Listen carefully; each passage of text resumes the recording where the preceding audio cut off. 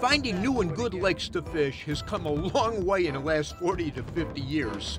Back in the day, Ron and I used to do this thing we termed trunk sneaks. This is where we would sneak onto lakes, many of them with no landings, and fish them. Most of the time we carried the boat on top of the car, and the motor and gas can and the rest of the equipment was in our trunk. It took a little bit of labor. But those were the days, boy. Today, fishermen can operate like a modern detective. They can do research on the internet, check out the stocking reports of lakes, or whether a body of water is a catch and release only. You can use your iPhone to direct you right to the landing, and many times the Lake Master GPS chip has an extremely detailed map of the lake. Gone is a lot of the guesswork.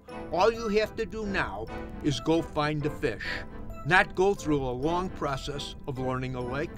There's one time of the year when 80% of the fish are in about 5% of the water, and that's spring. This is the best time to experiment on a new body of water, and that's what Ron and I are doing today.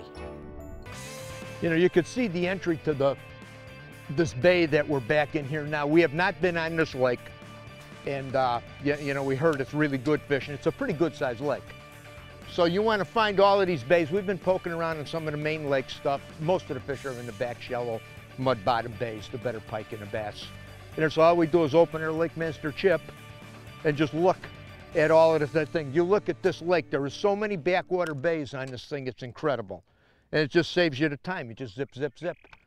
You don't get to the good backwater spots. I'll occasionally fish the main lake, but it hasn't been producing like these areas. And you get way in the back end, you get in these back end cuts and the fish are all over the place.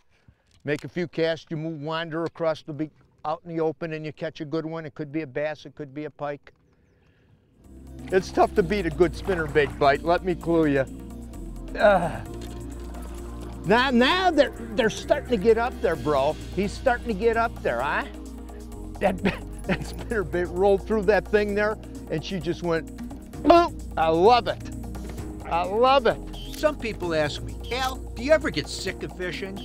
My answer is always an emphatic no. Fishing is like a giant jigsaw puzzle with lots and lots of moving parts, and I love the challenge.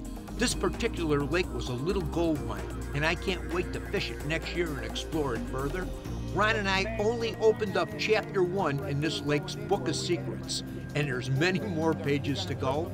I'd like to challenge any of you to get a book of maps and do some research yourself. With a little effort, try and find your own little gold mine. There's plenty of them. I guarantee along the way you'll learn some important info that you will use for the rest of your life.